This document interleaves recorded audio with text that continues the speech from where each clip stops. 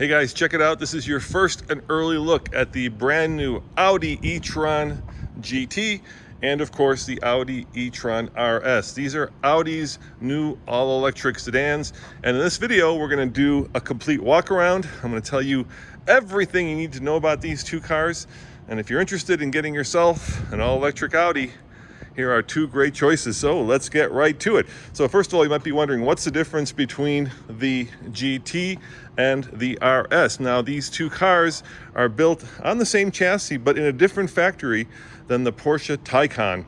And so that would be equivalent, if you're in the Porsche world, to a Taycan 4S, and that would, of course, be equivalent to a Taycan Turbo.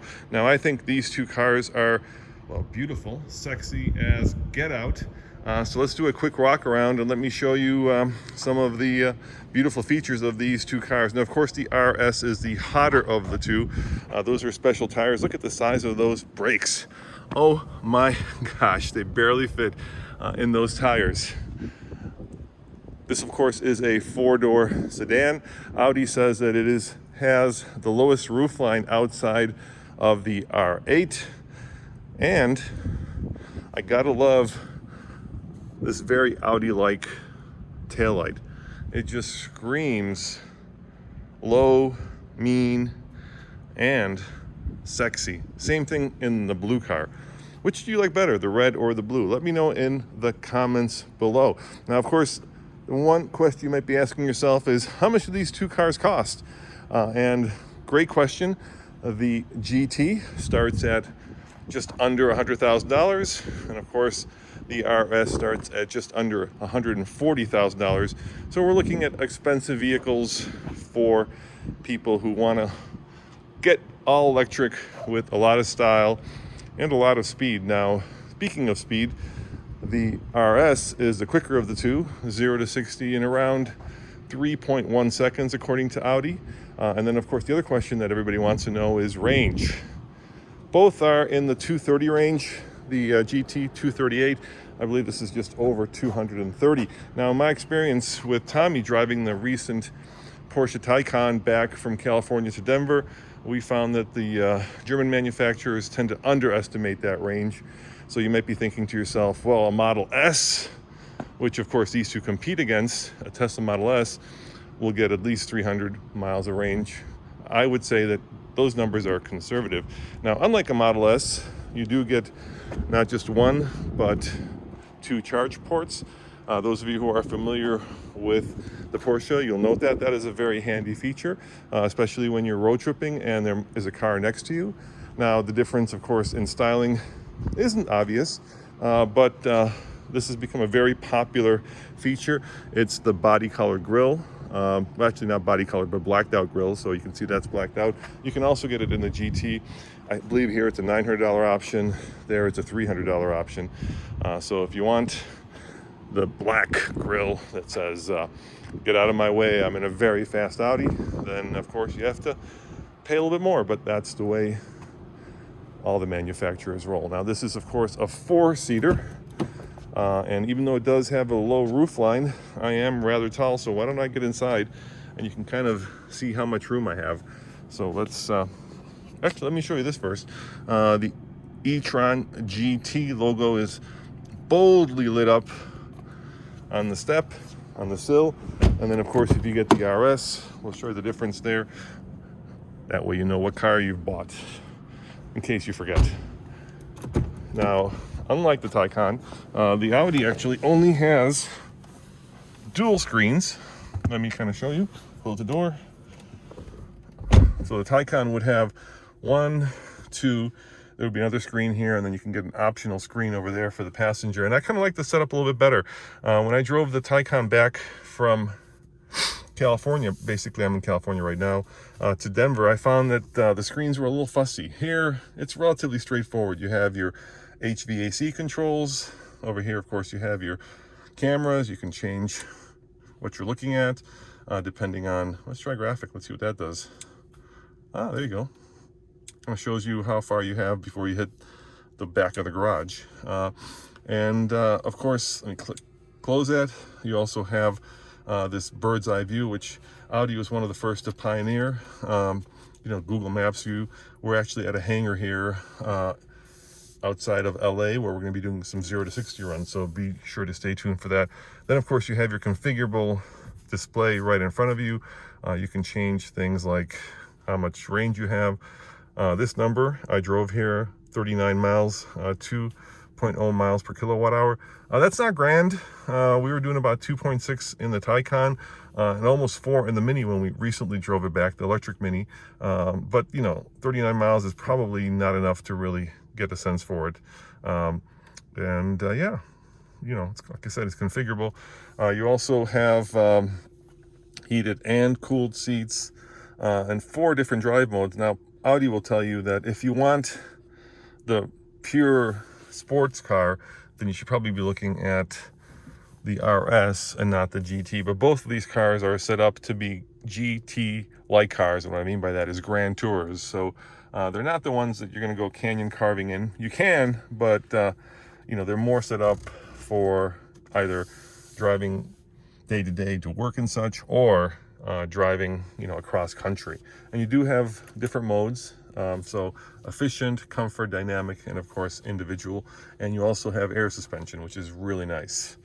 Now, I love the Audi interiors. They're very clean, they're very straightforward, they're very modern. And then of course you do have paddle shifters. Now, Audi and Porsche are very proud of the fact that this car, unlike a Tesla, comes with a 2-speed gearbox to get the most out of electric power. But this does not change your first or second gear.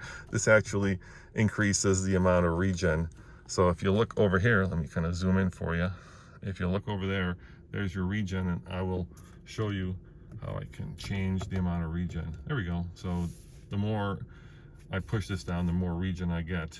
And so, like many electric cars, that is really the crux of what the paddle shifters do. Of course, automatic climate controls, and this interesting transmission, which I like quite a bit.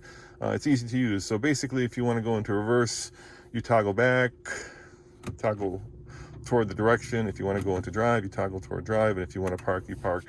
Red button to start and stop the car. And I think if you were a little bit worried about technology overload, this is not the car to worry about that. It's very straightforward, relatively straightforward to use. The one complaint that I did find, and let's see what the outside temperature is. Well, it's 101 degrees. Somehow Tesla started this trend. Let me show you.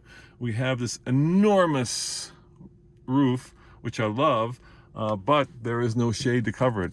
I heard the rumor that Mr. Musk himself said we do not want the shade, and actually forbade the engineers from including the shade.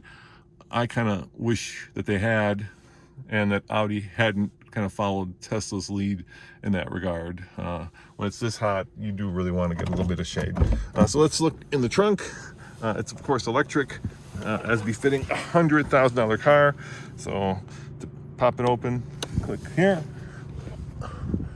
It electrically opens quietly, silently, and of course you have your charging cable right here, and a little bit of storage. Now you might be wondering what size battery is under this car. It's a 93 kilowatt hour battery, and just like the Taycan, it has 800 volt charging at 270 kilowatts, which is very quick.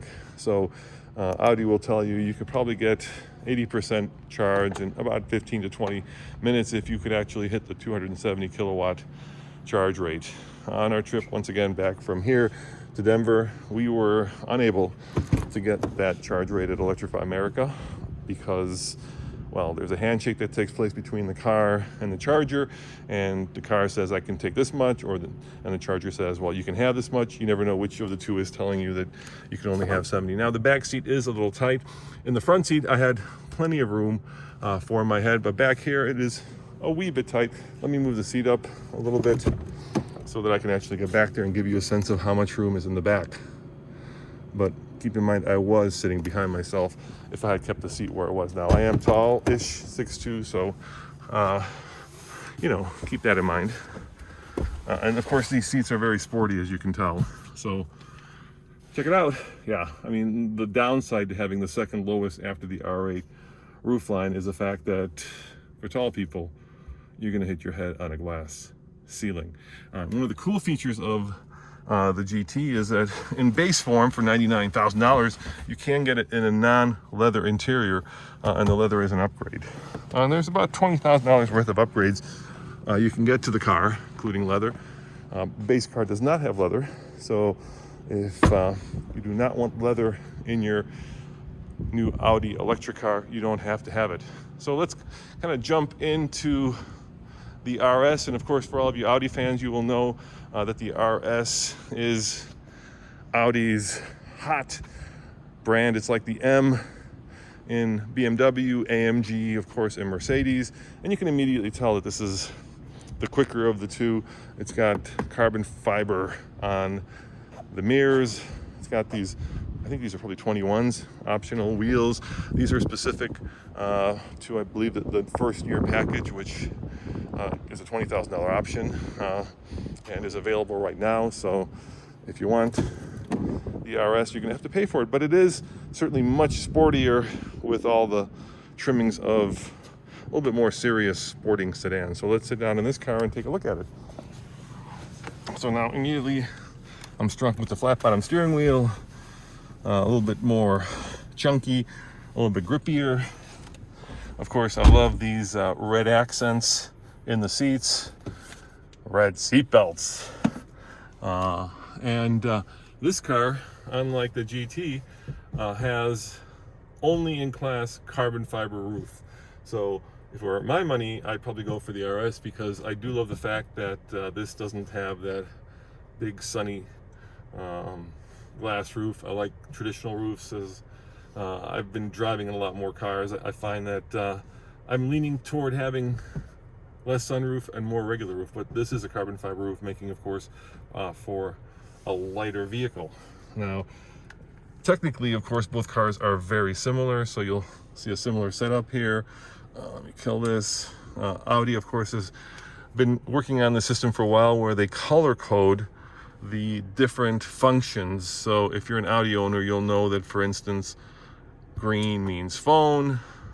There's no phone in here right now. Yellow is radio or media. There's your XM.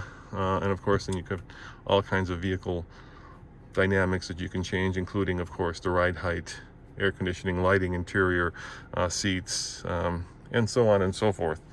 Now in terms of cup holders, there are two, which is nice. You also have USB-C ports in here.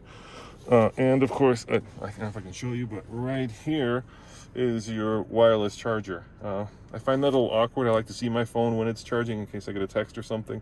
But when you're in a car that'll do 0 to 60 all day long in 3 seconds, you probably do want to keep your eyes on the road and not on the phone. Otherwise, very similar interior, except for, the different, more sports-oriented RS badging here, and of course RS badging there. One of the features that Audi would like to point out, which is different from the Porsche, is that if you want to turn on lane keeping, it's just a push of a button on the stalk right there, so you don't have to necessarily go through the cruise control, and that's makes it a little bit easier. Now, in terms of availability, this car is now available at your Audi dealership. And I was talking to Audi because, of course, all the manufacturers are getting hit by a severe chip shortage. And they said that, they have chips to build these cars. So they are available. And of course, there's your carbon fiber roof, which looks pretty nice. Now, in my opinion, when I first saw this car 2 years ago at the LA Auto Show, I thought it was one of the sexiest sedans out there. And it's hard selling sedans right now. They're just not selling. People want crossovers and SUVs, so Audi is selling into a really strong headwind. But nevertheless, if you are looking for a sexy, quick, all-electric sedan, this might be a good choice. To help you make that decision, Audi will also include, let me zoom in a little bit, will also include up to 3 years of free charging on Electrify America's charging network. So if you're not home charging, you can go and get free charging if you're road tripping the car, and it's quite road trippable. Audi also has a partnership with a company that will come and install a home charger at your house if that is something you like. Now, in terms of Audi's electrification, they like to say they're the most electrified brand. I would like to point out that Tesla is probably the most electrified brand, but let's do that with a caveat. They're probably the most electrified brand outside of Tesla, with up to 30% of their cars being all electric in the next several years. And then Audi has announced that as of 2026, they will no longer build new models with internal combustion engines. So that doesn't mean that there won't be the current set of models that are being built and sold with ICE engines for all of you EV fans, but their new engines and new cars are going to be motors and are going to be all electric. Well, let me know in the comments below which of these two Audi E-Trons you prefer. Do you prefer the GT? And like I said, it starts at about $100,000, but when you option it up, it goes, a little bit more, like 120. And of course, this guy starts at about $140,000, and it will go up from there as well with the destination fee on top of that. I think at this price point, I think it's the $1,100 destination fee probably doesn't become an issue.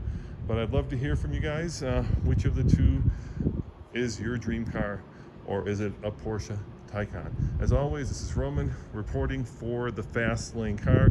Thank you for joining me for this quick walk around of the new Audi E-Tron GT and RS. And remember, you saw it first on the Fast Lane Car.